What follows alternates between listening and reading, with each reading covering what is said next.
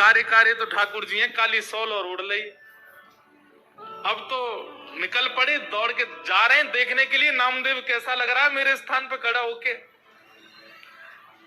दर्शनार्थी लाइन लगा करके खड़े थे, उन्हीं में ठाकुर जी खड़े हैं और दूर से ही निहार रहे हैं। नामदेव जी चुपचाप नेत्र बंद करके हाथ बिल्कुल कमर पर, जैसे पंडरीनाथ भगवान खड़े होते हैं बिल्कुल वैसे ही खड़े हैं। और ठाकुर जी दूर से ही देख करके नामदेव की बलियां लेते, हाँ मेरो नामा कितना अच्छा लग रहा है।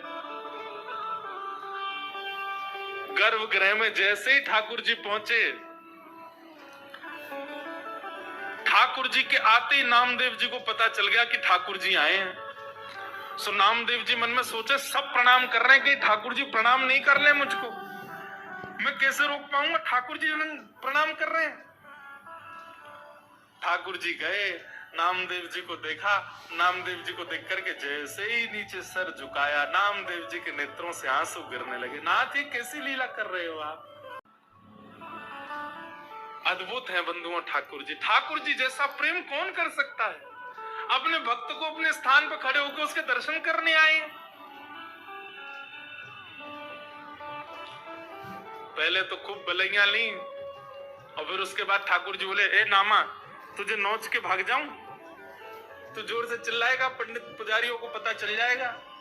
नामदेव जी बोले ऐसा मत करो, मैं किसी को बताऊंगा कि आपने मुझे खड़ा किया, कोई मानेगा और नहीं। ठाकुर जी चिढ़ा रहे हैं नामदेव जी को, नामदेव जी घबरा रहे हैं। ऐसी लीला, इसको कहते हैं रास। क्या कहते हैं? रास। ये लीलाएं जब ठाकुर जी आपके लिए सहज हो जाते हैं, ठाकुर जी आपको प्रायोरिटी देने लग जाते हैं, ठाकुर जी आपके लिए यह भूल जाते हैं कि वे परमात्मा है, इसको कहते हैं रास।